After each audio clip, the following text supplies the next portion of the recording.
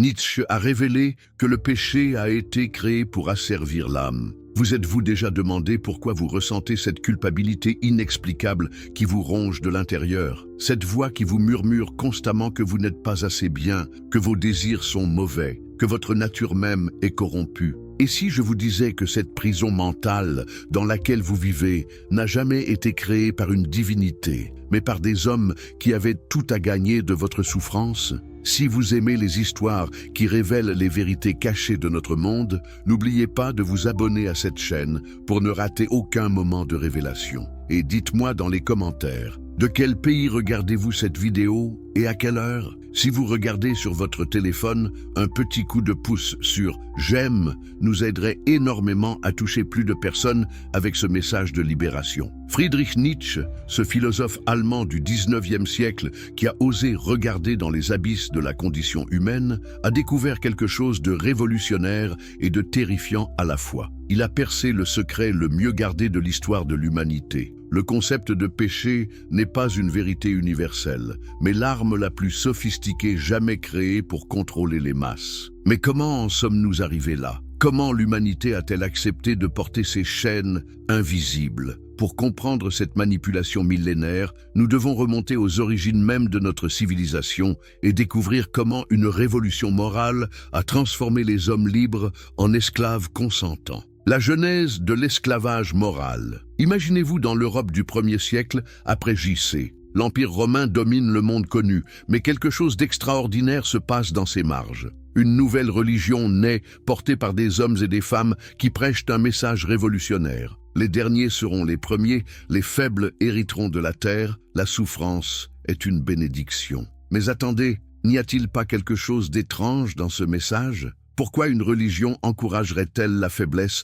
plutôt que la force? Pourquoi célébrerait-elle la souffrance plutôt que la joie? Nietzsche a compris que nous assistions là à la plus grande révolution de l'histoire humaine, l'inversion complète des valeurs. Pendant des millénaires, les civilisations antiques avaient vénéré la force, le courage, la beauté, la noblesse d'esprit. Les héros grecs comme Achille ou Ulysse incarnaient ces vertus aristocratiques. Même les dieux olympiens étaient des figures de puissance et de grandeur. Rome avait construit son empire sur ses valeurs de vertu, de courage au combat, d'excellence personnelle. Mais que s'est-il passé quand les masses opprimées, les esclaves, les faibles, les malades, tous ceux qui ne pouvaient pas atteindre ces idéaux aristocratiques ont trouvé une nouvelle façon de se valoriser? Ils ont tout simplement déclaré que leur faiblesse était en réalité des forces, que leur souffrance était sacrée, que leur impuissance était bénie par Dieu. Nietzsche appelle cela la morale d'esclave, une morale née du ressentiment de ceux qui ne pouvaient pas rivaliser dans le système de valeurs traditionnel. Mais voici le génie diabolique de cette inversion. Au lieu de chercher à s'élever vers les valeurs aristocratiques, ils ont décrété que ces valeurs étaient mauvaises. La force est devenue orgueil, l'ambition est devenue vanité, la beauté est devenue superficialité, la joie de vivre est devenue péché. Pouvez-vous imaginer l'impact psychologique de cette révolution? Soudain, tout ce qui était naturel et spontané chez l'homme, ses instincts, ses désirs, sa volonté de puissance, est devenu suspect, dangereux, pécheur. L'homme s'est retrouvé en guerre contre lui-même, divisé entre ce qu'il ressent naturellement et ce qu'on lui dit de ressentir. Prenons l'exemple concret de saint Paul, ce pharisien devenu apôtre qui a largement façonné la doctrine chrétienne. Dans ses épîtres, il développe une anthropologie révolutionnaire. L'homme est fondamentalement corrompu, incapable de bien faire par lui-même, condamné à lutter contre sa chair pécheresse. « Je ne fais pas le bien que je veux, mais je pratique le mal que je ne veux pas », écrit-il dans l'Épître aux Romains. Mais réfléchissez un instant. Qui profite de cette vision de l'homme comme être fondamentalement défaillant? Qui devient indispensable quand on décrète que l'homme ne peut pas se sauver par lui-même? Les prêtres, les intermédiaires du divin, ceux qui détiennent les clés de la rédemption. L'histoire nous montre comment cette transformation s'est opérée progressivement. Au IVe siècle, quand l'empereur romain Constantin se convertit au christianisme, nous assistons à un phénomène fascinant. L'empire le plus puissant du monde adopte la religion des faibles et des opprimés. Coïncidence? Nietzsche n'y croit pas. Il y voit plutôt la victoire finale du ressentiment sur la noblesse, de la morale d'esclave sur la morale aristocratique. Saint Augustin, au VIe siècle, systématise cette révolution morale avec sa doctrine du péché originel. Selon lui, tous les hommes naissent marqués par la faute d'Adam, condamnés dès leur première respiration. Imaginez l'impact psychologique. Vous n'avez rien fait de mal. Vous venez tout juste de naître et déjà vous portez le fardeau de la culpabilité. Déjà, vous devez être sauvé de vous-même. Cette doctrine révolutionnaire transforme radicalement la perception de l'enfance et de l'innocence. Là où les civilisations antiques voyaient dans l'enfant un être pur et plein de potentiel, le christianisme augustinien y voit un petit pécheur en devenir. Les pratiques du baptême des nouveaux-nés, inconnues dans l'Église primitive, deviennent systématiques. Il faut laver le péché dès que possible. Mais pourquoi cette obsession de la culpabilité dès la naissance? Parce qu'un homme qui se sent coupable d'exister est un homme qui cherchera toute sa vie la rédemption. Un homme qui doute de sa propre nature est un homme qui aura besoin de guides spirituels pour lui dire ce qui est bien et mal. Un homme qui croit porter en lui une tare originelle est un homme prêt à accepter tous les sacrifices pour s'en libérer. L'Église médiévale perfectionne ce système avec un génie remarquable. Le système des indulgences, par exemple, crée un véritable marché de la culpabilité. Vous pouvez littéralement acheter votre salut, celui de vos proches, même de vos ancêtres décédés. Les cathédrales gothiques, avec leur représentation terrifiante du jugement dernier, leurs gargouilles monstrueuses, leur vision de l'enfer, créent un environnement psychologique oppressant où l'homme se sent constamment menacé par la damnation. Thomas d'Aquin, au XIIIe siècle, construit une somme théologique qui rationalise cette culpabilisation systématique. Il catégorise les péchés, les hiérarchise, explique leurs conséquences éternelles. Chaque aspect de la vie humaine est passé au crible moral. La sexualité, bien sûr, mais aussi l'alimentation, gourmandise, l'économie, avarice, les émotions, colère, envie, même les pensées les plus intimes. Pouvez-vous imaginer vivre dans un monde où chacune de vos pensées, chacun de vos désirs, chacune de vos impulsions naturelles est potentiellement pécheresse? Où vous devez constamment vous surveiller, vous confesser, demander pardon pour ce que vous êtes? C'est exactement ce que Nietzsche appelle l'intériorisation de la cruauté. L'homme apprend à se torturer lui-même. L'architecture de la prison mentale. Comment fonctionne concrètement cette machine à culpabiliser? Nietzsche nous explique que le mécanisme est d'une sophistication diabolique. Prenons l'exemple de la confession, cette institution que l'Église catholique rend obligatoire au XIIe siècle lors du concile de Latran IV. Imaginez la scène. Vous êtes un paysan du Moyen Âge, vous travaillez dur pour survivre,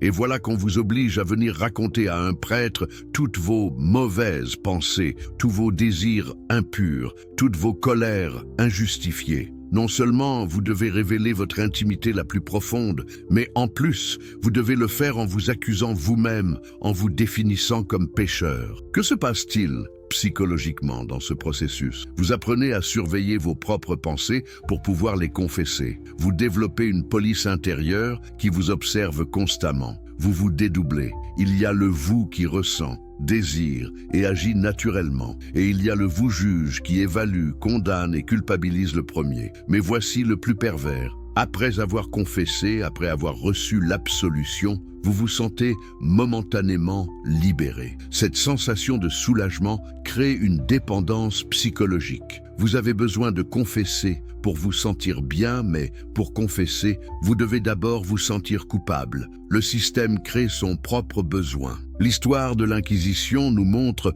comment cette logique peut être poussée à ses extrêmes les plus terrifiants. Torquemada et ses successeurs ne se contentent pas de poursuivre les hérétiques. Ils créent un climat où chacun doit prouver sa pureté spirituelle, où la moindre déviation de l'orthodoxie peut être interprétée comme une corruption de l'âme. Les procès de sorcellerie qui ravagent l'Europe entre le XVe et le XVIIe siècle révèlent comment la culpabilisation peut devenir hystérie collective. Des dizaines de milliers de femmes sont torturées et exécutées, accusées de comploter avec le diable. Mais regardez attentivement ce dont on les accuse. Souvent, il s'agit simplement d'avoir exprimé leur sexualité, leur indépendance d'esprit, leur connaissance des plantes médicinales, leur refus de se soumettre aux normes sociales. La sorcière devient le symbole parfait de ce que Nietzsche appelle la femme libre, que la morale chrétienne ne peut tolérer. Une femme qui connaît son corps, qui assume ses désirs, qui refuse l'autorité masculine,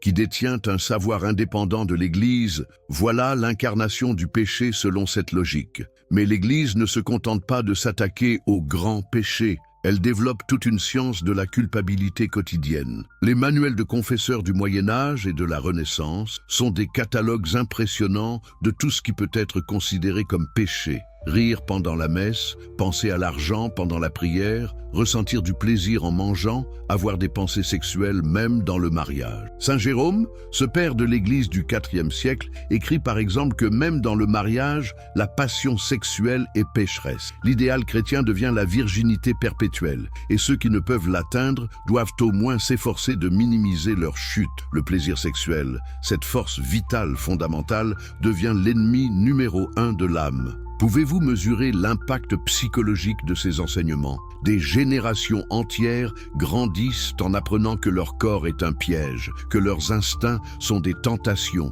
que leur nature même est suspecte. La joie spontanée devient orgueil, l'amour passionné devient luxure, l'ambition devient avarice, la colère juste devient péché de colère. L'art médiéval nous montre cette intériorisation de la culpabilité. Les représentations du jugement dernier dans les cathédrales montrent des foules de damnés emportés vers l'enfer, non pas pour des crimes terribles, mais pour des péchés ordinaires. Le message est clair, vous aussi, vous risquez la damnation éternelle pour vos faiblesses humaines normales. Les ordres monastiques poussent cette logique à son extrême. Saint Benoît de Nursie, au XVIe siècle, établit une règle qui organise méthodiquement la mortification de tous les instincts naturels. Les moines doivent se lever la nuit pour prier, jeûner régulièrement, observer le silence, renoncer à toute propriété personnelle, obéir aveuglément à leurs supérieurs. Leur vie entière devient un exercice de négation systématique de leur humanité.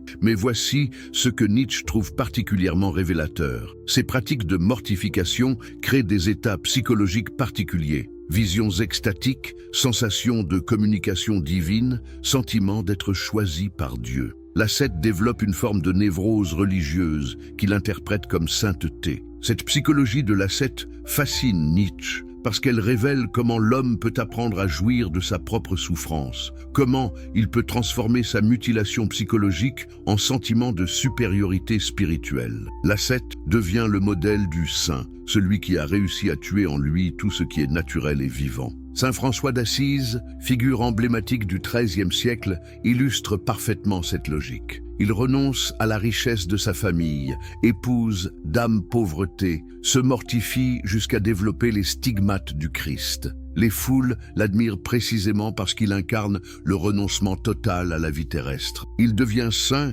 parce qu'il a réussi à se rendre malade de culpabilité et d'autonégation. L'influence de ces modèles sur les masses est considérable. Si des hommes considérés comme les plus saints renoncent à tout plaisir, à toute ambition, à toute affirmation de soi, que doivent faire les simples mortels? Comment peuvent-ils se sentir légitimes dans leurs désirs naturels? La Renaissance elle-même, malgré son apparente libération, reste marquée par cette culpabilisation chrétienne. Michel-Ange, dans ses dernières œuvres, exprime une angoisse religieuse profonde. Shakespeare, dans Hamlet, met en scène un héros paralysé par la culpabilité et l'introspection morbide. Même la beauté artistique doit s'excuser d'exister, se justifier par un message moral ou religieux. La survivance du poison dans la modernité. Vous pensez peut-être que tout cela appartient au passé, que notre époque s'est libérée de ces superstitions médiévales, mais Nietzsche nous met en garde. Le poison de la culpabilité s'est adapté au temps moderne.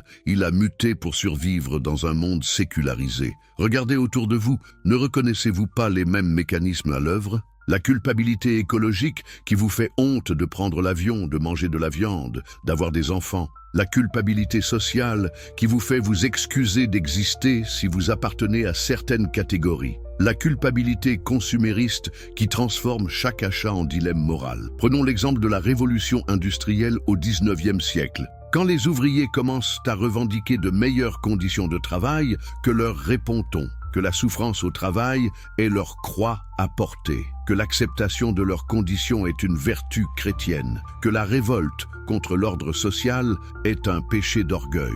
L'Église catholique, avec l'encyclique Rerum Novarum de Léon XIII en 1891, tente bien de s'adapter aux questions sociales, mais en maintenant l'idée fondamentale que l'inégalité sociale fait partie de l'ordre voulu par Dieu. Les riches ont le devoir de la charité, les pauvres ont le devoir de l'acceptation. La révolution sociale devient péché contre l'ordre divin. Mais c'est peut-être dans la psychanalyse naissante que nous voyons le mieux comment la logique du péché se sécularise. Freud, lui-même issu d'une culture judéo-chrétienne, réinvente la culpabilité sous forme de complexe. Le complexe d'Œdipe, par exemple, transforme les pulsions naturelles de l'enfant en source de culpabilité inconsciente. Ne trouvez-vous pas troublant que Freud ait choisi précisément le mythe d'Œdipe, celui qui commet le pire des crimes par ignorance, pour expliquer le développement psychologique normal? L'enfant devient coupable de désirer inconsciemment sa mère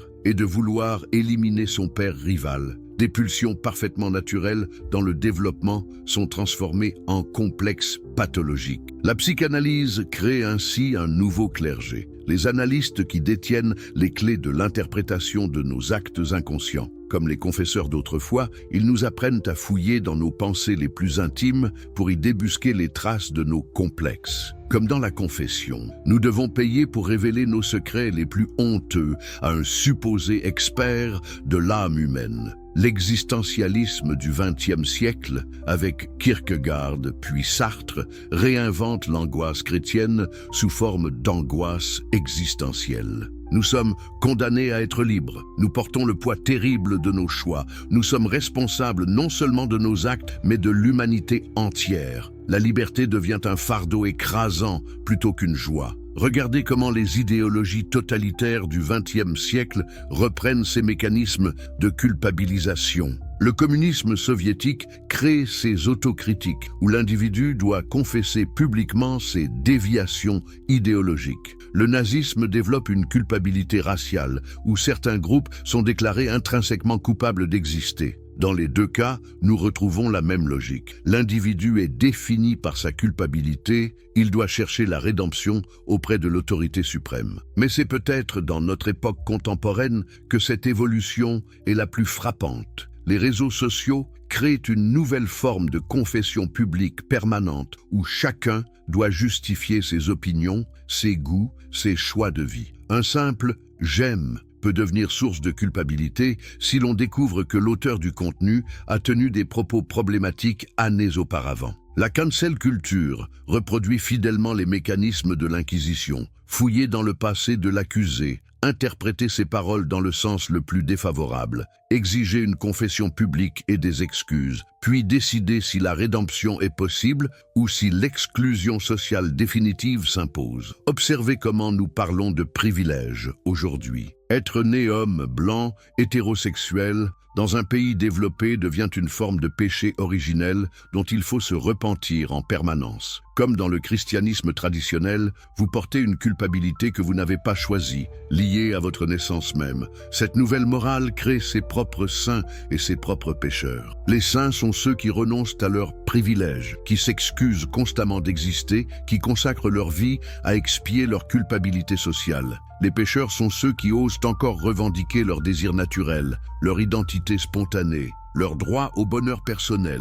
N'est-ce pas exactement ce que dénonçait Nietzsche? Cette tendance de l'humanité à transformer ses forces vitales en source de honte, à créer des systèmes moraux qui nous apprennent à nous mépriser nous-mêmes. Regardez l'écologie contemporaine. Bien sûr, protéger l'environnement est important, mais observez comment ce souci légitime se transforme en culpabilisation systématique. Vous êtes coupable de manger, de vous déplacer, de vous chauffer, de consommer, d'avoir des enfants. Votre existence même devient un péché contre la planète. Cette culpabilité écologique reproduit trait pour trait la logique chrétienne traditionnelle. Votre nature humaine est présentée comme intrinsèquement destructrice.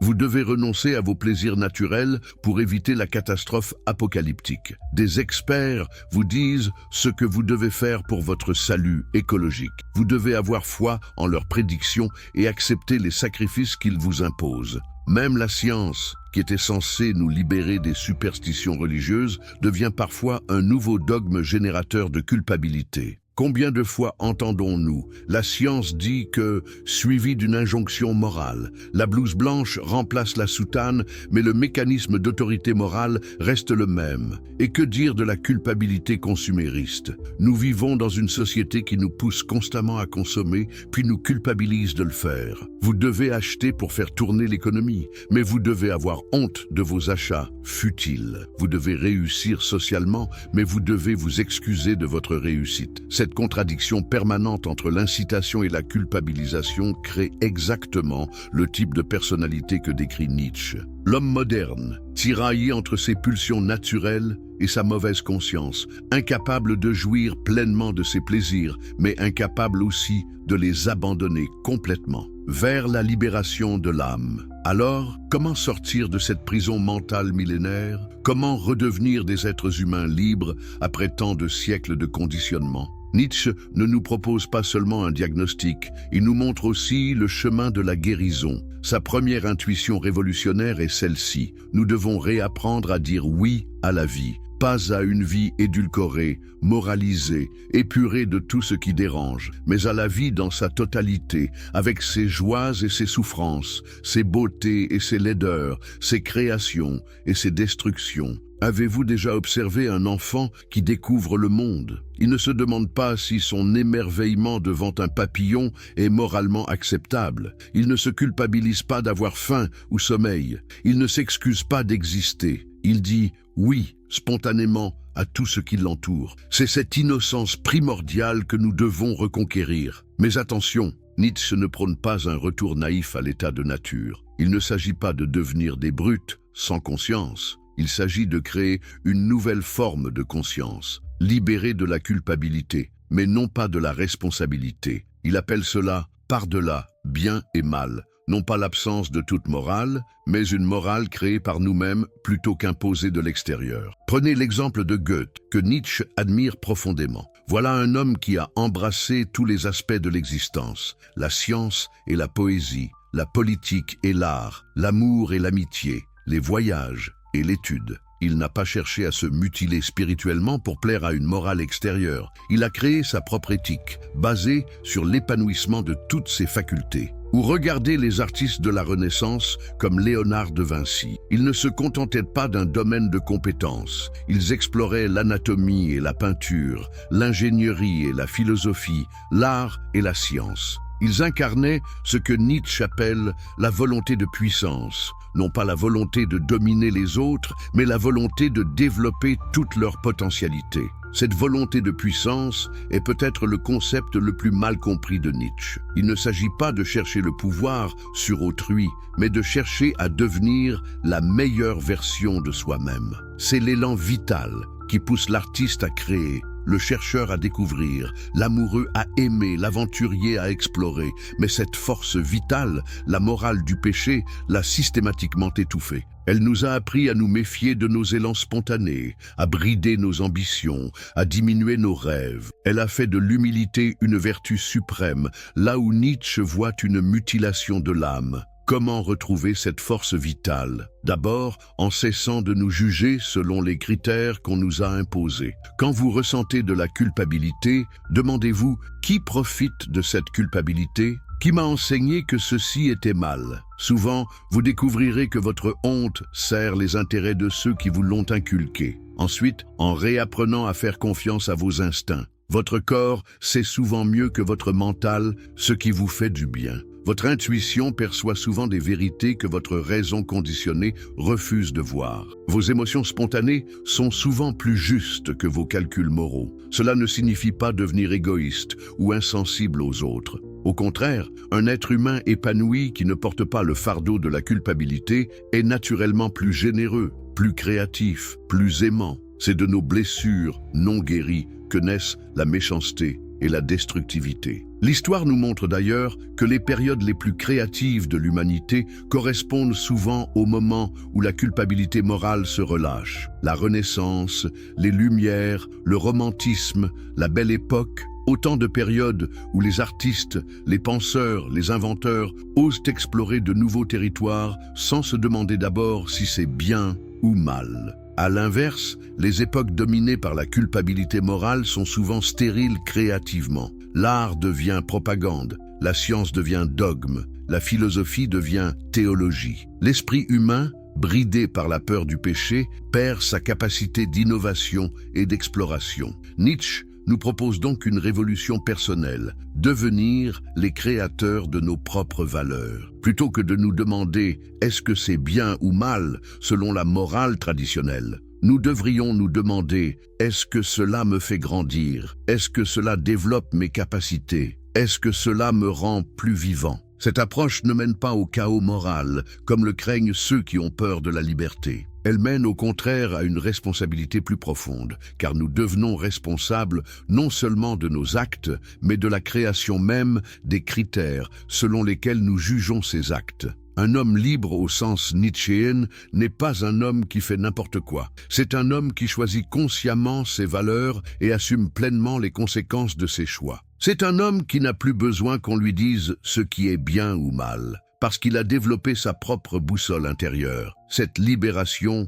n'est pas facile. Elle demande courage et lucidité. Il faut accepter de remettre en question tout ce qu'on nous a enseigné, de regarder en face nos conditionnements, de reconnaître combien nous avons été manipulés. C'est un travail d'archéologie personnelle pour déterrer notre authenticité sous les couches de culpabilité accumulées. Mais le jeu en vaut la chandelle. Imaginez ce que serait votre vie si vous cessiez de vous juger selon des critères qui ne sont pas les vôtres, si vous osiez poursuivre vos véritables désirs sans vous excuser d'exister, si vous transformiez l'énergie que vous gaspillez en culpabilité en énergie créatrice. C'est cela, la véritable révolution nietzschéenne. Non pas détruire toute morale, mais créer une morale de la vie plutôt qu'une morale de la mort. Une éthique qui dit oui à l'existence plutôt qu'une morale qui nous apprend à avoir honte d'être humain. Nietzsche a révélé que le péché a été créé pour asservir l'âme. Vous êtes-vous déjà demandé pourquoi vous ressentez cette culpabilité inexplicable qui vous ronge de l'intérieur? Cette voix qui vous murmure constamment que vous n'êtes pas assez bien, que vos désirs sont mauvais, que votre nature même est corrompue. Et si je vous disais que cette prison mentale dans laquelle vous vivez n'a jamais été créée par une divinité, mais par des hommes qui avaient tout à gagner de votre souffrance? Si vous aimez les histoires qui révèlent les vérités cachées de notre monde, n'oubliez pas de vous abonner à cette chaîne pour ne rater aucun moment de révélation. Et dites-moi dans les commentaires, de quel pays regardez-vous cette vidéo et à quelle heure? Si vous regardez sur votre téléphone, un petit coup de pouce sur « J'aime » nous aiderait énormément à toucher plus de personnes avec ce message de libération. Friedrich Nietzsche, ce philosophe allemand du 19e siècle qui a osé regarder dans les abysses de la condition humaine, a découvert quelque chose de révolutionnaire et de terrifiant à la fois. Il a percé le secret le mieux gardé de l'histoire de l'humanité. Le concept de péché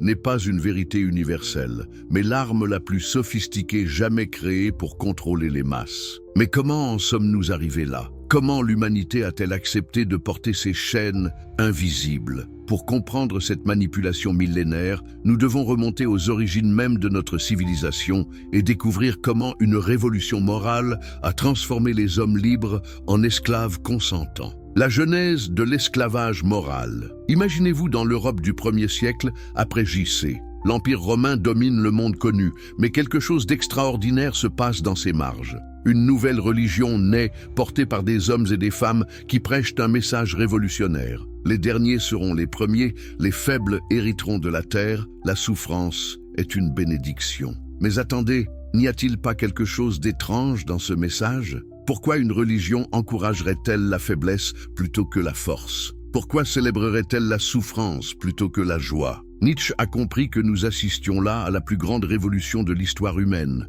l'inversion complète des valeurs. Pendant des millénaires, les civilisations antiques avaient vénéré la force, le courage, la beauté, la noblesse d'esprit. Les héros grecs comme Achille ou Ulysse incarnaient ces vertus aristocratiques. Même les dieux olympiens étaient des figures de puissance et de grandeur. Rome avait construit son empire sur ses valeurs de vertu, de courage au combat, d'excellence personnelle. Mais que s'est-il passé quand les masses opprimées, les esclaves, les faibles, les malades, tous ceux qui ne pouvaient pas atteindre ces idéaux aristocratiques ont trouvé une nouvelle façon de se valoriser? Ils ont tout simplement déclaré que leur faiblesse était en réalité des forces, que leur souffrance était sacrée, que leur impuissance était bénie par Dieu. Nietzsche appelle cela la morale d'esclave, une morale née du ressentiment de ceux qui ne pouvaient pas rivaliser dans le système de valeurs traditionnel. Mais voici le génie diabolique de cette inversion. Au lieu de chercher à s'élever vers les valeurs aristocratiques, ils ont décrété que ces valeurs étaient mauvaises. La force est devenue orgueil, l'ambition est devenue vanité, la beauté est devenue superficialité, la joie de vivre est devenue péché. Pouvez-vous imaginer l'impact psychologique de cette révolution? Soudain, tout ce qui était naturel et spontané chez l'homme, ses instincts, ses désirs, sa volonté de puissance, est devenu suspect, dangereux, pécheur. L'homme s'est retrouvé en guerre contre lui-même, divisé entre ce qu'il ressent naturellement et ce qu'on lui dit de ressentir. Prenons l'exemple concret de saint Paul, ce pharisien devenu apôtre qui a largement façonné la doctrine chrétienne. Dans ses épîtres, il développe une anthropologie révolutionnaire. L'homme est fondamentalement corrompu, incapable de bien faire par lui-même, condamné à lutter contre sa chair pécheresse. « Je ne fais pas le bien que je veux, mais je pratique le mal que je ne veux pas », écrit-il dans l'Épître aux Romains. Mais réfléchissez un instant. Qui profite de cette vision de l'homme comme être fondamentalement défaillant? Qui devient indispensable quand on décrète que l'homme ne peut pas se sauver par lui-même? Les prêtres, les intermédiaires du divin, ceux qui détiennent les clés de la rédemption. L'histoire nous montre comment cette transformation s'est opérée progressivement. Au IVe siècle, quand l'empereur romain Constantin se convertit au christianisme, nous assistons à un phénomène fascinant. L'empire le plus puissant du monde adopte la religion des faibles et des opprimés. Coïncidence? Nietzsche n'y croit pas. Il y voit plutôt la victoire finale du ressentiment sur la noblesse, de la morale d'esclave sur la morale aristocratique. Saint Augustin, au IXe siècle, systématise cette révolution morale avec sa doctrine du péché originel. Selon lui, tous les hommes naissent marqués par la faute d'Adam, condamnés dès leur première respiration. Imaginez l'impact psychologique. Vous n'avez rien fait de mal, vous venez tout juste de naître et déjà vous portez le fardeau de la culpabilité. Déjà vous devez être sauvé de vous-même. Cette doctrine révolutionnaire transforme radicalement la perception de l'enfance et de l'innocence. Là où les civilisations antiques voyaient dans l'enfant un être pur et plein de potentiel, le christianisme augustinien y voit un petit pécheur en devenir. Les pratiques du baptême des nouveaux-nés, inconnues dans l'Église primitive, deviennent systématiques. Il faut laver le péché dès que possible. Mais pourquoi cette obsession de la culpabilité dès la naissance? Parce qu'un homme qui se sent coupable d'exister est un homme qui cherchera toute sa vie la rédemption. Un homme qui doute de sa propre nature est un homme qui aura besoin de guides spirituels pour lui dire ce qui est bien et mal. Un homme qui croit porter en lui une tare originelle est un homme prêt à accepter tous les sacrifices pour s'en libérer. L'Église médiévale perfectionne ce système avec un génie remarquable. Le système des indulgences, par exemple, crée un véritable marché de la culpabilité. Vous pouvez littéralement acheter votre salut, celui de vos proches, même de vos ancêtres décédés. Les cathédrales gothiques, avec leur représentation terrifiante du jugement dernier, leurs gargouilles monstrueuses, leur vision de l'enfer, créent un environnement psychologique oppressant où l'homme se sent constamment menacé par la damnation. Thomas d'Aquin, au XIIIe siècle, construit une somme théologique qui rationalise cette culpabilisation systématique. Il catégorise les péchés, les hiérarchise, explique leurs conséquences éternelles. Chaque aspect de la vie humaine est passé au crible moral. La sexualité, bien sûr, mais aussi l'alimentation, gourmandise, l'économie, avarice, les émotions, colère, envie, même les pensées les plus intimes. Pouvez-vous imaginer vivre dans un monde où chacune de vos pensées, chacun de vos désirs, chacune de vos impulsions naturelles est potentiellement pécheresse? Où vous devez constamment vous surveiller, vous confesser, demander pardon pour ce que vous êtes? C'est exactement ce que Nietzsche appelle l'intériorisation de la cruauté. L'homme apprend à se torturer lui-même. L'architecture de la prison mentale. Comment fonctionne concrètement cette machine à culpabiliser? Nietzsche nous explique que le mécanisme est d'une sophistication diabolique. Prenons l'exemple de la confession, cette institution que l'Église catholique rend obligatoire au XIIe siècle lors du concile de Latran IV.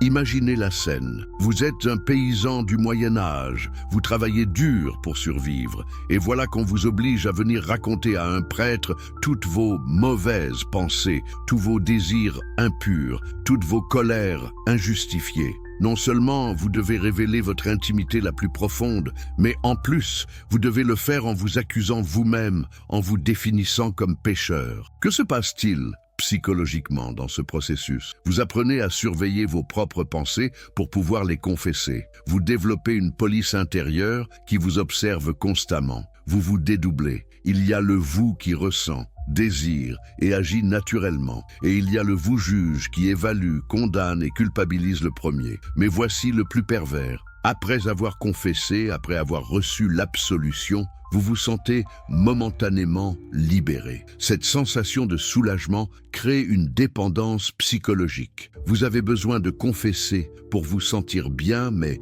pour confesser, vous devez d'abord vous sentir coupable. Le système crée son propre besoin. L'histoire de l'Inquisition nous montre comment cette logique peut être poussée à ses extrêmes les plus terrifiants. Torquemada et ses successeurs ne se contentent pas de poursuivre les hérétiques. Ils créent un climat où chacun doit prouver sa pureté spirituelle, où la moindre déviation de l'orthodoxie peut être interprétée comme une corruption de l'âme. Les procès de sorcellerie qui ravagent l'Europe entre le XVe et le XVIIe siècle révèlent comment la culpabilisation peut devenir hystérie collective. Des dizaines de milliers de femmes sont torturées et exécutées, accusées de comploter avec le diable. Mais regardez attentivement ce dont on les accuse. Souvent, il s'agit simplement d'avoir exprimé leur sexualité, leur indépendance d'esprit, leur connaissance des plantes médicinales, leur refus de se soumettre aux normes sociales. La sorcière devient le symbole parfait de ce que Nietzsche appelle la femme libre, que la morale chrétienne ne peut tolérer. Une femme qui connaît son corps, qui assume ses désirs, qui refuse l'autorité masculine, qui détient un savoir indépendant de l'Église, voilà l'incarnation du péché selon cette logique. Mais l'Église ne se contente pas de s'attaquer au grand péché. Elle développe toute une science de la culpabilité quotidienne. Les manuels de confesseurs du Moyen Âge et de la Renaissance sont des catalogues impressionnants de tout ce qui peut être considéré comme péché. Rire pendant la messe, penser à l'argent pendant la prière, ressentir du plaisir en mangeant, avoir des pensées sexuelles même dans le mariage. Saint Jérôme, ce père de l'Église du IVe siècle, écrit par exemple que même dans le mariage, la passion sexuelle est pécheresse. L'idéal chrétien devient la virginité perpétuelle, et ceux qui ne peuvent l'atteindre doivent au moins s'efforcer de minimiser leur chute. Le plaisir sexuel, cette force vitale, fondamentale, devient l'ennemi numéro 1 de l'âme. Pouvez-vous mesurer l'impact psychologique de ces enseignements? Des générations entières grandissent en apprenant que leur corps est un piège, que leurs instincts sont des tentations, que leur nature même est suspecte. La joie spontanée devient orgueil, l'amour passionné devient luxure, l'ambition devient avarice, la colère juste devient péché de colère. L'art médiéval nous montre cette intériorisation de la culpabilité. Les représentations du jugement dernier dans les cathédrales montrent des foules de damnés emportés vers l'enfer, non pas pour des crimes terribles, mais pour des péchés ordinaires. Le message est clair, vous aussi, vous risquez la damnation éternelle pour vos faiblesses humaines normales. Les ordres monastiques poussent cette logique à son extrême. Saint Benoît de Nursie, au XVIe siècle, établit une règle qui organise méthodiquement la mortification de tous les instincts naturels. Les moines doivent se lever la nuit pour prier, jeûner régulièrement, observer le silence, renoncer à toute propriété personnelle, obéir aveuglément à leurs supérieurs. Leur vie entière devient un exercice de négation systématique de leur humanité. Mais voici ce que Nietzsche trouve particulièrement révélateur. Ces pratiques de mortification créent des états psychologiques particuliers. Visions extatiques, sensations de communication divine, sentiment d'être choisi par Dieu. L'ascète développe une forme de névrose religieuse qu'il interprète comme sainteté. Cette psychologie de l'ascète fascine Nietzsche parce qu'elle révèle comment l'homme peut apprendre à jouir de sa propre souffrance, comment il peut transformer sa mutilation psychologique en sentiment de supériorité spirituelle. L'ascète devient le modèle du saint, celui qui a réussi à tuer en lui tout ce qui est naturel et vivant. Saint François d'Assise, figure emblématique du XIIIe siècle, illustre parfaitement cette logique. Il renonce à la richesse de sa famille, épouse d'âme pauvreté, se mortifie jusqu'à développer les stigmates du Christ. Les foules l'admirent précisément parce qu'il incarne le renoncement total à la vie terrestre. Il devient saint parce qu'il a réussi à se rendre malade de culpabilité et d'autonégation. L'influence de ces modèles sur les masses est considérable. Si des hommes considérés comme les plus saints renoncent à tout plaisir, à toute ambition, à toute affirmation de soi, que doivent faire les simples mortels? Comment peuvent-ils se sentir légitimes dans leurs désirs naturels? La Renaissance elle-même, malgré son apparente libération, reste marquée par cette culpabilisation chrétienne. Michel-Ange, dans ses dernières œuvres, exprime une angoisse religieuse profonde. Shakespeare, dans Hamlet, met en scène un héros paralysé par la culpabilité et l'introspection morbide. Même la beauté artistique doit s'excuser d'exister, se justifier par un message moral ou religieux. La survivance du poison dans la modernité. Vous pensez peut-être que tout cela appartient au passé, que notre époque s'est libérée de ces superstitions médiévales, mais Nietzsche nous met en garde. Le poison de la culpabilité s'est adapté au temps moderne. Il a muté pour survivre dans un monde sécularisé. Regardez autour de vous, ne reconnaissez-vous pas les mêmes mécanismes à l'œuvre ? La culpabilité écologique qui vous fait honte de prendre l'avion, de manger de la viande, d'avoir des enfants. La culpabilité sociale qui vous fait vous excuser d'exister si vous appartenez à certaines catégories. La culpabilité consumériste qui transforme chaque achat en dilemme moral. Prenons l'exemple de la révolution industrielle au XIXe siècle. Quand les ouvriers commencent à revendiquer de meilleures conditions de travail, que leur répond-on? Que la souffrance au travail est leur croix à porter, que l'acceptation de leurs conditions est une vertu chrétienne, que la révolte contre l'ordre social est un péché d'orgueil. L'Église catholique, avec l'encyclique Rerum Novarum de Léon XIII en 1891, tente bien de s'adapter aux questions sociales, mais en maintenant l'idée fondamentale que l'inégalité sociale fait partie de l'ordre voulu par Dieu.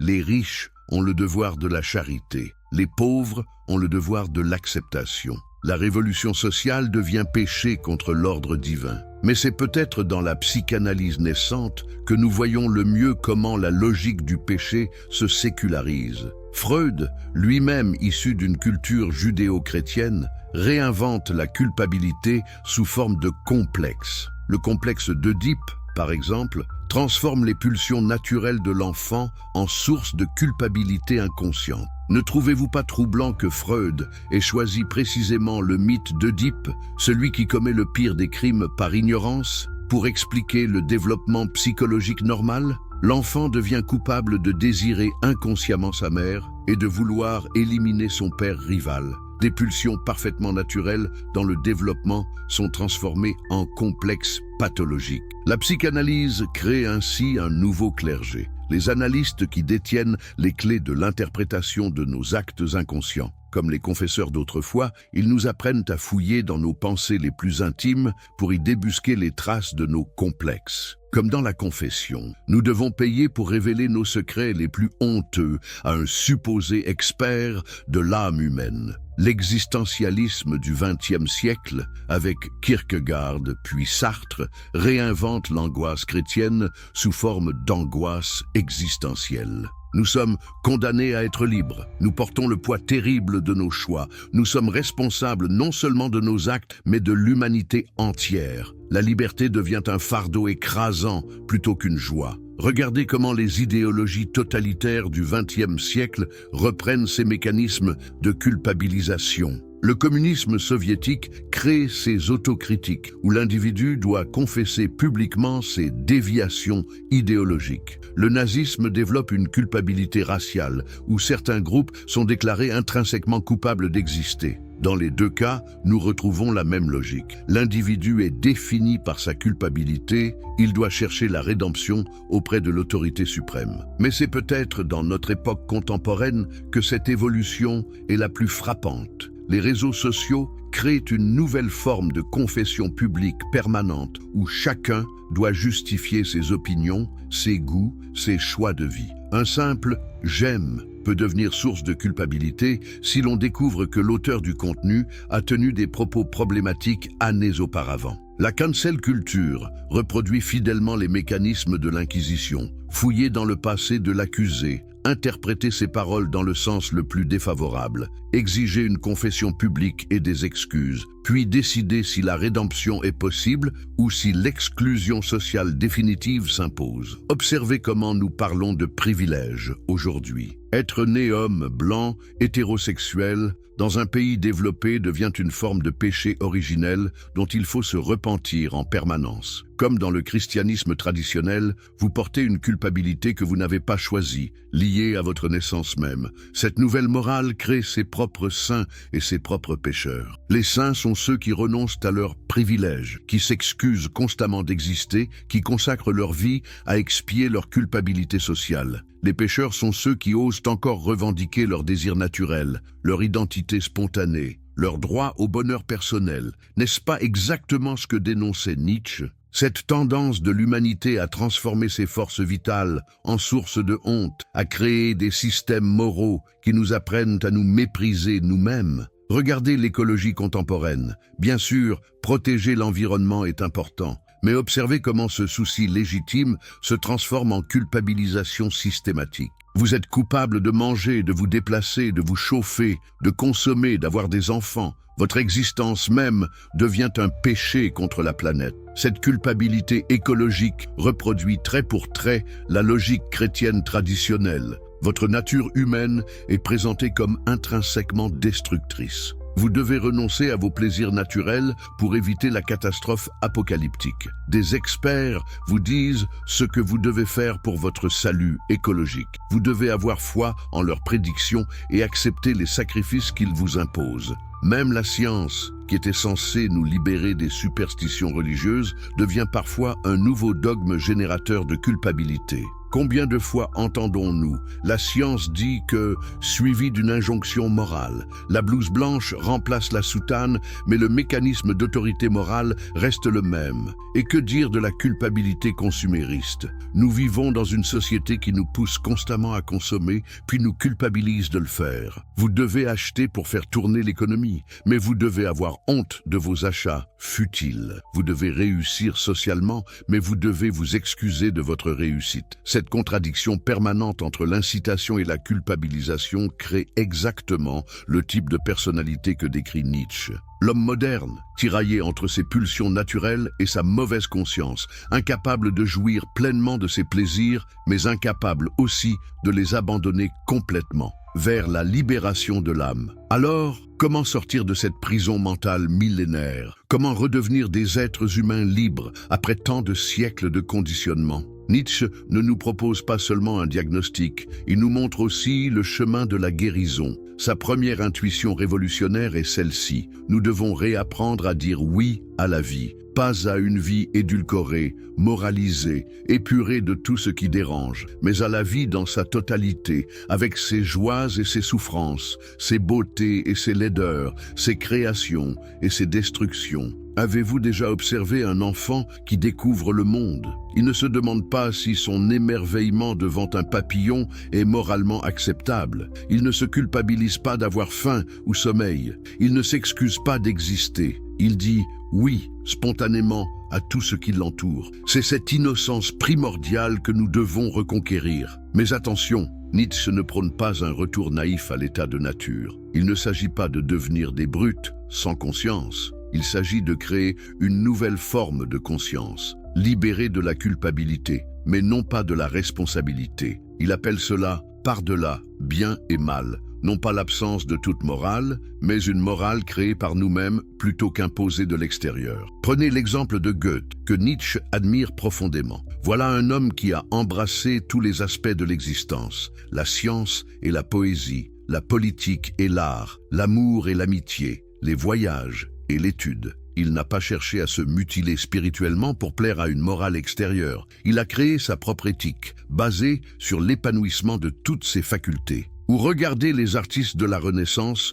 comme Léonard de Vinci. Ils ne se contentaient pas d'un domaine de compétences. Ils exploraient l'anatomie et la peinture, l'ingénierie et la philosophie, l'art et la science. Ils incarnaient ce que Nietzsche appelle la volonté de puissance, non pas la volonté de dominer les autres, mais la volonté de développer toute leur potentialité. Cette volonté de puissance est peut-être le concept le plus mal compris de Nietzsche. Il ne s'agit pas de chercher le pouvoir sur autrui, mais de chercher à devenir la meilleure version de soi-même. C'est l'élan vital qui pousse l'artiste à créer, le chercheur à découvrir, l'amoureux à aimer, l'aventurier à explorer. Mais cette force vitale, la morale du péché, l'a systématiquement étouffée. Elle nous a appris à nous méfier de nos élans spontanés, à brider nos ambitions, à diminuer nos rêves. Elle a fait de l'humilité une vertu suprême, là où Nietzsche voit une mutilation de l'âme. Comment retrouver cette force vitale? D'abord, en cessant de nous juger selon les critères qu'on nous a imposés. Quand vous ressentez de la culpabilité, demandez-vous qui profite de cette culpabilité? Qui m'a enseigné que ceci était mal? Souvent, vous découvrirez que votre honte sert les intérêts de ceux qui vous l'ont inculqué. Ensuite, en réapprenant à faire confiance à vos instincts, votre corps sait souvent mieux que votre mental ce qui vous fait du bien. Votre intuition perçoit souvent des vérités que votre raison conditionnée refuse de voir. Vos émotions spontanées sont souvent plus justes que vos calculs moraux. Cela ne signifie pas devenir égoïste ou insensible aux autres. Au contraire, un être humain épanoui qui ne porte pas le fardeau de la culpabilité est naturellement plus généreux, plus créatif, plus aimant. C'est de nos blessures non guéries que naissent la méchanceté et la destructivité. L'histoire nous montre d'ailleurs que les périodes les plus créatives de l'humanité correspondent souvent au moment où la culpabilité morale se relâche. La Renaissance, les Lumières, le romantisme, la Belle Époque, autant de périodes où les artistes, les penseurs, les inventeurs osent explorer de nouveaux territoires sans se demander d'abord si c'est bien ou mal. À l'inverse, les époques dominées par la culpabilité morale sont souvent stériles créativement. L'art devient propagande, la science devient dogme, la philosophie devient théologie. L'esprit humain, bridé par la peur du péché, perd sa capacité d'innovation et d'exploration. Nietzsche nous propose donc une révolution personnelle, devenir les créateurs de nos propres valeurs. Plutôt que de nous demander « est-ce que c'est bien ou mal ?» selon la morale traditionnelle, nous devrions nous demander « est-ce que cela me fait grandir? Est-ce que cela développe mes capacités? Est-ce que cela me rend plus vivant ?» Cette approche ne mène pas au chaos moral, comme le craignent ceux qui ont peur de la liberté. Elle mène au contraire à une responsabilité plus profonde, car nous devenons responsables non seulement de nos actes, mais de la création même des critères selon lesquels nous jugeons ces actes. Un homme libre au sens nietzschéen n'est pas un homme qui fait n'importe quoi. C'est un homme qui choisit consciemment ses valeurs et assume pleinement les conséquences de ses choix. C'est un homme qui n'a plus besoin qu'on lui dise ce qui est bien ou mal, parce qu'il a développé sa propre boussole intérieure. Cette libération n'est pas facile. Elle demande courage et lucidité. Il faut accepter de remettre en question tout ce qu'on nous a enseigné, de regarder en face nos conditionnements, de reconnaître combien nous avons été manipulés. C'est un travail d'archéologie personnelle pour déterrer notre authenticité sous les couches de culpabilité accumulées. Mais le jeu en vaut la chandelle. Imaginez ce que serait votre vie si vous cessiez de vous juger selon des critères qui ne sont pas les vôtres, si vous osiez poursuivre vos véritables désirs sans vous excuser d'exister, si vous transformiez l'énergie que vous gaspillez en culpabilité en énergie créatrice. C'est cela, la véritable révolution nietzschéenne. Non pas détruire toute morale, mais créer une morale de la vie plutôt qu'une morale de la mort. Une éthique qui dit oui à l'existence plutôt qu'une morale qui nous apprend à avoir honte d'être humain. Êtes-vous prêt à franchir ce pas, à abandonner la sécurité trompeuse de la culpabilité pour embrasser la responsabilité terrifiante mais exaltante de la liberté? Nietzsche nous avertit, ce chemin n'est pas pour tout le monde. Il faut une force d'âme particulière pour regarder l'abîme de notre conditionnement et choisir malgré tout de créer ses propres valeurs. Mais regardez autour de vous. Dans votre vie quotidienne, combien de vos choix sont dictés par la peur du jugement plutôt que par l'élan de votre cœur? Combien de vos renoncements ne sont en réalité que de la lâcheté déguisée en vertu? Combien de fois vous excusez-vous d'être ce que vous êtes naturellement? La libération commence par la reconnaissance de cette vérité simple mais révolutionnaire. Vous n'avez pas besoin d'être sauvé de vous-même. Votre nature profonde n'est pas corrompue. Vos désirs ne sont pas intrinsèquement mauvais. Votre existence ne nécessite pas de justification morale extérieure. Cette prise de conscience peut être vertigineuse. Pendant des siècles, l'humanité s'est reposée sur l'idée qu'une autorité supérieure, divine ou humaine, détenait la vérité morale absolue. Réaliser que nous sommes les seuls créateurs légitimes de nos valeurs peut donner le vertige. C'est ce que Nietzsche appelle la mort de Dieu. Non pas une affirmation sur l'existence ou non d'une divinité, mais la reconnaissance que nous ne pouvons plus nous reposer sur des autorités extérieures pour nous dire comment vivre. Cette responsabilité ultime est à la fois terrifiante et libératrice. Terrifiante parce qu'elle nous prive de la sécurité illusoire des certitudes morales toutes faites. Libératrice parce qu'elle nous rend enfin maîtres de notre destinée spirituelle. L'histoire de l'art nous offre de magnifiques exemples de cette libération. Pensez à Beethoven composant sa 9e symphonie malgré sa surdité, créant une ode à la joie qui transcende toutes les morales restrictives de son époque. Pensez à Van Gogh peignant ses tournesols avec une passion si intense qu'elle dérange les bien-pensants. Pensez à Baudelaire explorant dans Les Fleurs du Mal les recoins les plus sombres de l'âme humaine sans les condamner mais en les transformant en beauté. Ces créateurs incarnent ce que Nietzsche appelle le amor fati, l'amour du destin. Ils acceptent la totalité de l'existence, y compris ses aspects douloureux ou dérangeants, et la transforment en quelque chose de beau et de vivant. Ils ne passent pas leur temps à se lamenter sur l'imperfection du monde. Ils créent de la beauté à partir de cette imperfection même. Cette attitude révolutionnaire s'oppose diamétralement à la logique du péché qui nous apprend à rejeter certains aspects de nous-mêmes et du monde. L'amor fati nous invite au contraire à embrasser l'intégralité de notre expérience humaine comme matériau créateur. Concrètement, cela signifie cesser de lutter contre nos émotions négatives pour apprendre à les transformer. La colère peut devenir force créatrice, la tristesse peut devenir compassion profonde, l'angoisse peut devenir lucidité, le désir peut devenir art. Plutôt que de les refouler par culpabilité, nous pouvons les utiliser comme combustible pour notre développement. Cette transformation n'est pas automatique, elle demande ce que Nietzsche appelle un travail sur soi constant. Mais contrairement au travail sur soi prôné par les morales traditionnelles, qui consiste essentiellement à se mutiler spirituellement, le travail nietzschéen consiste à développer toutes nos potentialités. Regardez la différence. La morale chrétienne traditionnelle vous dit de renoncer à votre orgueil, à votre colère, à votre sensualité, à votre ambition.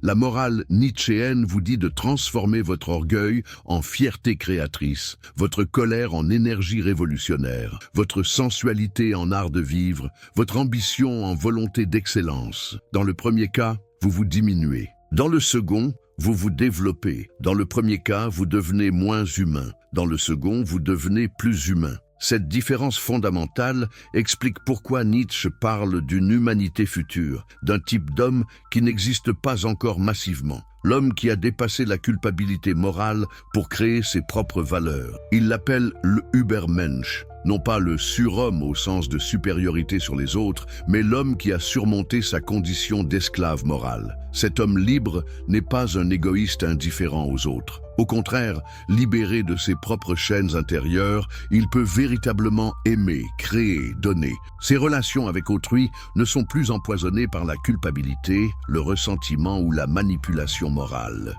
Il peut offrir aux autres ce qu'il s'est offert à lui-même, la liberté. Imaginez des relations humaines débarrassées de la culpabilisation mutuelle, des parents qui n'élèvent pas leurs enfants dans la honte de leurs instincts naturels, des couples qui ne se manipulent pas par le chantage moral, des amis qui ne se jugent pas selon des critères moraux extérieurs, des sociétés qui encouragent l'épanouissement plutôt que la conformité culpabilisée. Cette vision peut sembler utopique, mais elle correspond simplement à ce que nous sommes quand nous cessons de nous torturer moralement. Observez les moments de votre vie où vous étiez parfaitement spontané, créatif, aimant. N'étaient-ce pas précisément les moments où vous aviez momentanément oublié vos culpabilités habituelles? La libération nietzschéenne n'est donc pas un idéal inaccessible, c'est le retour à notre état naturel d'être créateur et aimant. La culpabilité morale est ce qui nous éloigne de cet état, pas ce qui nous en rapproche. Cette révélation change tout. Au lieu de lutter contre notre nature pour devenir meilleur selon des critères extérieurs, nous pouvons développer notre nature pour devenir plus pleinement nous-mêmes. Au lieu de chercher la perfection morale impossible, nous pouvons chercher l'authenticité réalisable. Et voici la beauté de cette approche. Quand nous cessons de nous culpabiliser d'exister, nous cessons aussi naturellement de culpabiliser les autres. La tolérance véritable naît de la réconciliation avec soi-même, pas de l'effort moral d'accepter ce qu'on réprouve secrètement. Un monde d'êtres humains libérés de la culpabilité morale serait un monde infiniment plus créatif, plus aimant, plus beau que notre monde actuel empoisonné par des millénaires de conditionnement moral. Ce n'est pas un monde sans règles, c'est un monde où les règles naissent de la sagesse vivante plutôt que de la peur mortifère. Alors voici la question ultime que nous pose Nietzsche. Êtes-vous prêt à devenir responsable de votre propre existence? Êtes-vous prêt à abandonner la sécurité de l'obéissance morale pour embrasser l'aventure de la création personnelle? Êtes-vous prêt à découvrir qui vous êtes vraiment sous les couches de culpabilité qu'on vous a enseignées? Cette transformation ne se fera pas du jour au lendemain. Elle demande patience, courage et persévérance. Mais chaque pas vers l'authenticité est un pas vers la liberté. Chaque moment où vous choisissez votre propre voie plutôt que celle qu'on vous impose est une victoire sur des siècles de conditionnement. L'humanité est à un tournant. Elle peut continuer à se mutiler spirituellement sous prétexte de moralité ou elle peut choisir de devenir enfin adulte. Ô créatrice de ses valeurs, responsable de ses choix, libre de ses culpabilités héritées. Nietzsche nous a montré le chemin. À nous de décider si nous avons le courage de l'emprunter. Car en fin de compte, la vraie question n'est pas de savoir si Dieu existe ou non, si le péché est réel ou inventé. La vraie question est, voulez-vous vivre votre vie selon vos propres valeurs créées consciemment ou selon les valeurs d'autres hommes qui avaient intérêt à vous culpabiliser? Votre réponse à cette question déterminera si vous resterez esclave ou si vous deviendrez enfin libre. Et cette liberté, personne ne peut vous l'offrir. Vous seul pouvez la conquérir en cessant d'accepter qu'on vous définisse comme coupable d'être ce que vous êtes. La révolution commence dans votre propre esprit. Elle commence quand vous cessez de demander pardon d'exister et que vous commencez à célébrer le miracle extraordinaire de votre existence unique. Elle commence quand vous transformez l'énergie que vous gaspillez en culpabilité en énergie créatrice. C'est cela, l'héritage révolutionnaire de Nietzsche.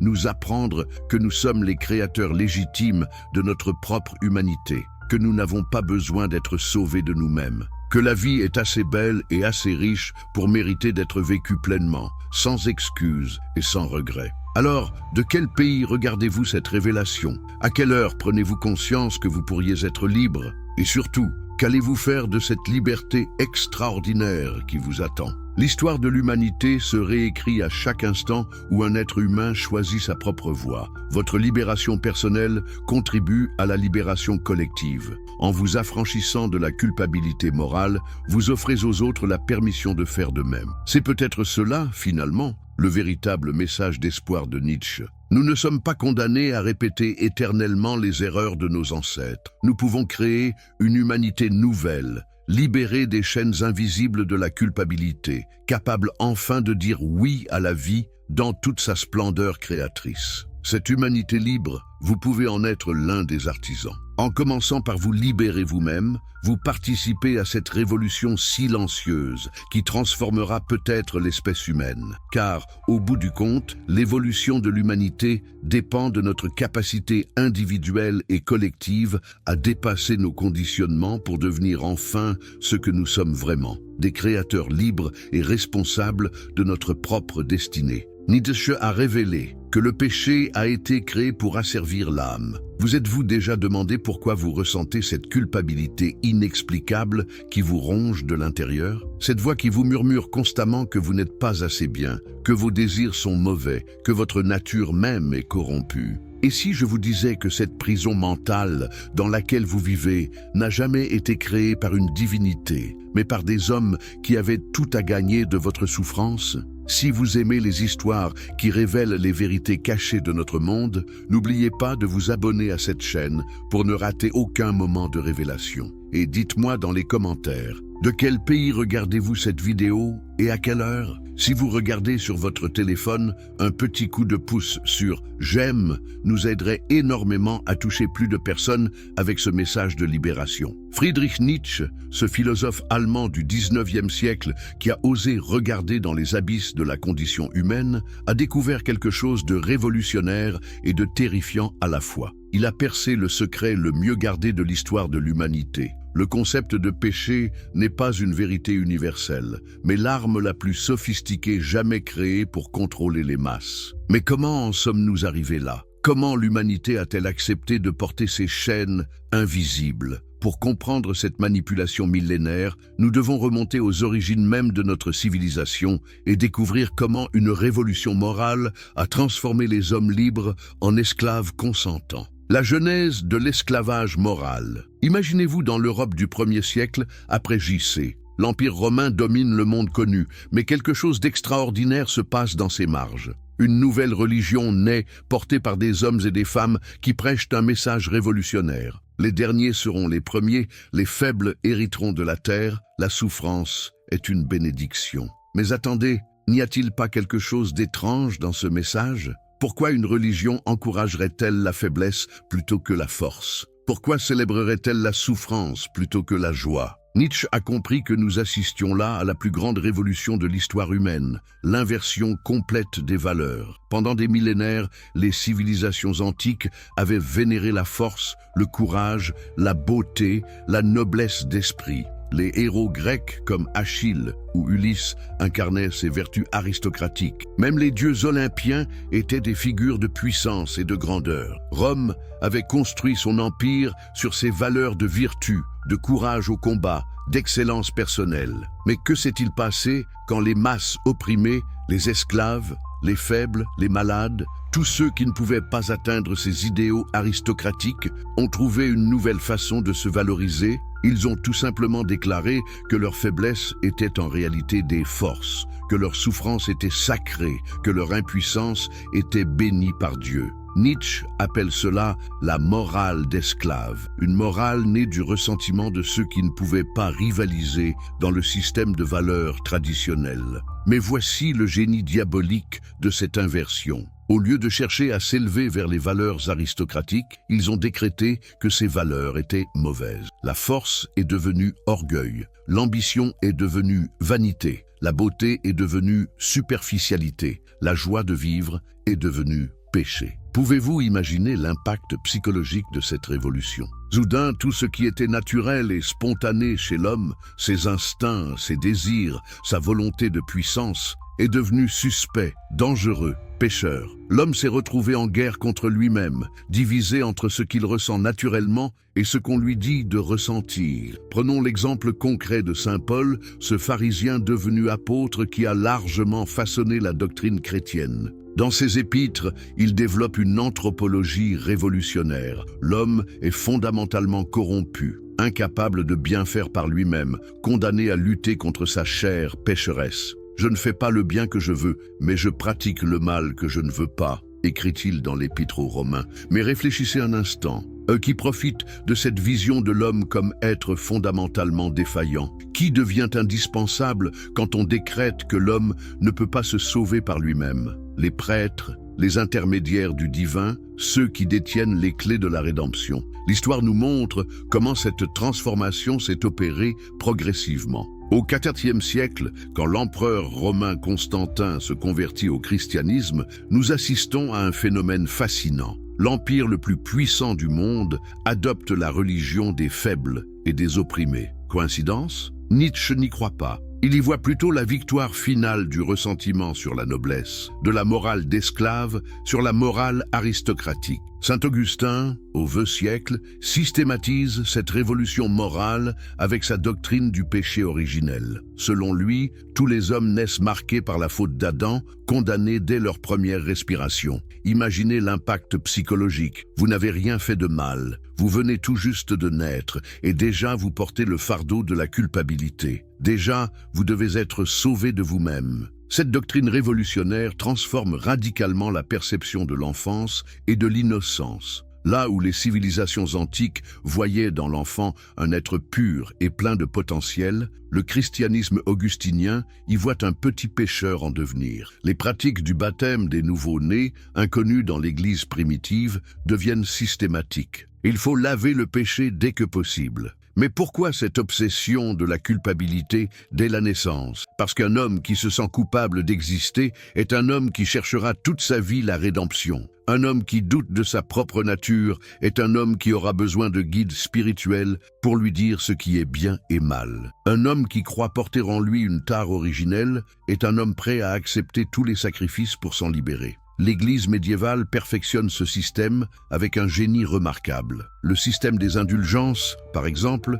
crée un véritable marché de la culpabilité. Vous pouvez littéralement acheter votre salut, celui de vos proches, même de vos ancêtres décédés. Les cathédrales gothiques, avec leur représentation terrifiante du jugement dernier, leurs gargouilles monstrueuses, leur vision de l'enfer, créent un environnement psychologique oppressant où l'homme se sent constamment menacé par la damnation. Thomas d'Aquin, au XIIIe siècle, construit une somme théologique qui rationalise cette culpabilisation systématique. Il catégorise les péchés, les hiérarchise, explique leurs conséquences éternelles. Chaque aspect de la vie humaine est passé au crible moral. La sexualité, bien sûr, mais aussi l'alimentation, gourmandise, l'économie, avarice, les émotions, colère, envie, même les pensées les plus intimes. Pouvez-vous imaginer vivre dans un monde où chacune de vos pensées, chacun de vos désirs, chacune de vos impulsions naturelles est potentiellement pécheresse? Où vous devez constamment vous surveiller,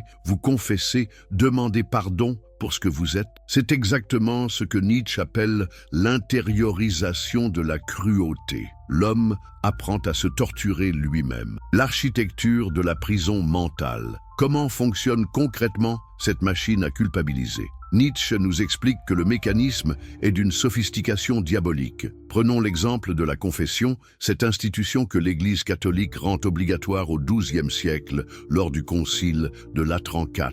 Imaginez la scène. Vous êtes un paysan du Moyen Âge, vous travaillez dur pour survivre, et voilà qu'on vous oblige à venir raconter à un prêtre toutes vos mauvaises pensées, tous vos désirs impurs, toutes vos colères injustifiées. Non seulement vous devez révéler votre intimité la plus profonde, mais en plus, vous devez le faire en vous accusant vous-même, en vous définissant comme pécheur. Que se passe-t-il psychologiquement dans ce processus? Vous apprenez à surveiller vos propres pensées pour pouvoir les confesser. Vous développez une police intérieure qui vous observe constamment. Vous vous dédoublez. Il y a le vous qui ressent désire et agit naturellement. Et il y a le vous-juge qui évalue, condamne et culpabilise le premier. Mais voici le plus pervers. Après avoir confessé, après avoir reçu l'absolution, vous vous sentez momentanément libéré. Cette sensation de soulagement crée une dépendance psychologique. Vous avez besoin de confesser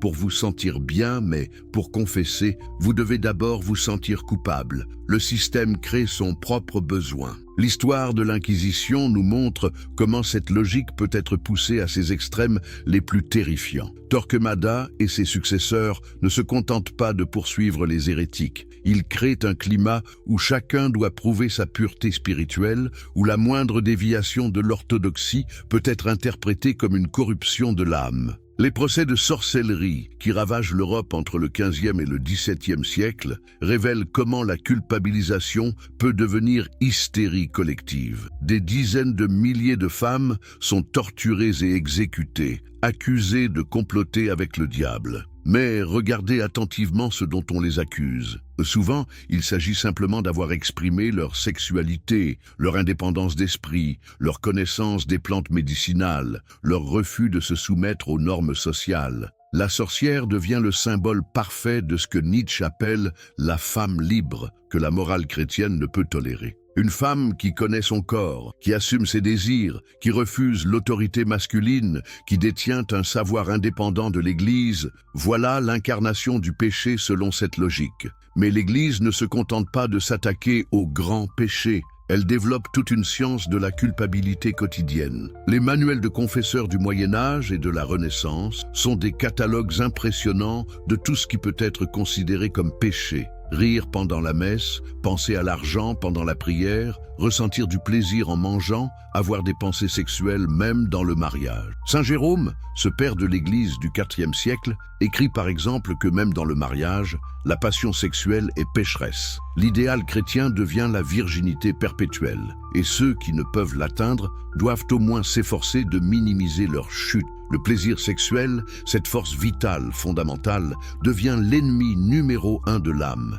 Pouvez-vous mesurer l'impact psychologique de ces enseignements? Des générations entières grandissent en apprenant que leur corps est un piège, que leurs instincts sont des tentations, que leur nature même est suspecte. La joie spontanée devient orgueil, l'amour passionné devient luxure, l'ambition devient avarice, la colère juste devient péché de colère. L'art médiéval nous montre cette intériorisation de la culpabilité. Les représentations du jugement dernier dans les cathédrales montrent des foules de damnés emportés vers l'enfer, non pas pour des crimes terribles, mais pour des péchés ordinaires. Le message est clair, vous aussi, vous risquez la damnation éternelle pour vos faiblesses humaines normales. Les ordres monastiques poussent cette logique à son extrême. Saint Benoît de Nursie, au XVIe siècle, établit une règle qui organise méthodiquement la mortification de tous les instincts naturels. Les moines doivent se lever la nuit pour prier, jeûner régulièrement, observer le silence, renoncer à toute propriété personnelle, obéir aveuglément à leurs supérieurs. Leur vie entière devient un exercice de négation systématique de leur humanité. Mais voici ce que Nietzsche trouve particulièrement révélateur. Ces pratiques de mortification créent des états psychologiques particuliers. Visions extatiques, sensations de communication divine, sentiment d'être choisi par Dieu. L'ascète développe une forme de névrose religieuse qu'il interprète comme sainteté. Cette psychologie de l'ascète fascine Nietzsche parce qu'elle révèle comment l'homme peut apprendre à jouir de sa propre souffrance, comment il peut transformer sa mutilation psychologique en sentiment de supériorité spirituelle. L'ascète devient le modèle du saint, celui qui a réussi à tuer en lui tout ce qui est naturel et vivant. Saint François d'Assise, figure emblématique du XIIIe siècle, illustre parfaitement cette logique. Il renonce à la richesse de sa famille, épouse d'âme pauvreté, se mortifie jusqu'à développer les stigmates du Christ. Les foules l'admirent précisément parce qu'il incarne le renoncement total à la vie terrestre. Il devient saint parce qu'il a réussi à se rendre malade de culpabilité et d'autonégation. L'influence de ces modèles sur les masses est considérable. Si des hommes considérés comme les plus saints renoncent à tout plaisir, à toute ambition, à toute affirmation de soi, que doivent faire les simples mortels? Comment peuvent-ils se sentir légitimes dans leurs désirs naturels? La Renaissance elle-même, malgré son apparente libération, reste marquée par cette culpabilisation chrétienne. Michel-Ange, dans ses dernières œuvres, exprime une angoisse religieuse profonde. Shakespeare, dans Hamlet, met en scène un héros paralysé par la culpabilité et l'introspection morbide. Même la beauté artistique doit s'excuser d'exister, se justifier par un message moral ou religieux. La survivance du poison dans la modernité. Vous pensez peut-être que tout cela appartient au passé, que notre époque s'est libérée de ces superstitions médiévales, mais Nietzsche nous met en garde. Le poison de la culpabilité s'est adapté au temps moderne. Il a muté pour survivre dans un monde sécularisé. Regardez autour de vous, ne reconnaissez-vous pas les mêmes mécanismes à l'œuvre? La culpabilité écologique qui vous fait honte de prendre l'avion, de manger de la viande, d'avoir des enfants. La culpabilité sociale qui vous fait vous excuser d'exister si vous appartenez à certaines catégories. La culpabilité consumériste qui transforme chaque achat en dilemme moral. Prenons l'exemple de la révolution industrielle au XIXe siècle. Quand les ouvriers commencent à revendiquer de meilleures conditions de travail, que leur répond-on? Que la souffrance au travail est leur croix à porter, que l'acceptation de leurs conditions est une vertu chrétienne, que la révolte contre l'ordre social est un péché d'orgueil. L'Église catholique, avec l'encyclique Rerum Novarum de Léon XIII en 1891, tente bien de s'adapter aux questions sociales, mais en maintenant l'idée fondamentale que l'inégalité sociale fait partie de l'ordre voulu par Dieu. Les riches ont le devoir de la charité, les pauvres ont le devoir de l'acceptation. La révolution sociale devient péché contre l'ordre divin. Mais c'est peut-être dans la psychanalyse naissante que nous voyons le mieux comment la logique du péché se sécularise. Freud, lui-même issu d'une culture judéo-chrétienne, réinvente la culpabilité sous forme de complexe. Le complexe d'Œdipe, par exemple, transforme les pulsions naturelles de l'enfant en source de culpabilité inconsciente. Ne trouvez-vous pas troublant que Freud ait choisi précisément le mythe d'Œdipe, celui qui commet le pire des crimes par ignorance, pour expliquer le développement psychologique normal? L'enfant devient coupable de désirer inconsciemment sa mère et de vouloir éliminer son père rival. Des pulsions parfaitement naturelles dans le développement sont transformées en complexes pathologiques. La psychanalyse crée ainsi un nouveau clergé, les analystes qui détiennent les clés de l'interprétation de nos actes inconscients. Comme les confesseurs d'autrefois, ils nous apprennent à fouiller dans nos pensées les plus intimes pour y débusquer les traces de nos complexes. Comme dans la confession, nous devons payer pour révéler nos secrets les plus honteux à un supposé expert de l'âme humaine. L'existentialisme du XXe siècle, avec Kierkegaard puis Sartre, réinvente l'angoisse chrétienne sous forme d'angoisse existentielle. Nous sommes condamnés à être libres. Nous portons le poids terrible de nos choix. Nous sommes responsables non seulement de nos actes, mais de l'humanité entière. La liberté devient un fardeau écrasant plutôt qu'une joie. Regardez comment les idéologies totalitaires du XXe siècle reprennent ces mécanismes de culpabilisation. Le communisme soviétique crée ses autocritiques, où l'individu doit confesser publiquement ses déviations idéologiques. Le nazisme développe une culpabilité raciale, où certains groupes sont déclarés intrinsèquement coupables d'exister. Dans les deux cas, nous retrouvons la même logique. L'individu est défini par sa culpabilité, il doit chercher la rédemption auprès de l'autorité suprême. Mais c'est peut-être dans notre époque contemporaine que cette évolution est la plus frappante. Les réseaux sociaux créent une nouvelle forme de confession publique permanente où chacun doit justifier ses opinions, ses goûts, ses choix de vie. Un simple « j'aime » peut devenir source de culpabilité si l'on découvre que l'auteur du contenu a tenu des propos problématiques années auparavant. La cancel culture reproduit fidèlement les mécanismes de l'Inquisition, fouiller dans le passé de l'accusé, interpréter ses paroles dans le sens le plus défavorable, exiger une confession publique et des excuses, puis décider si la rédemption est possible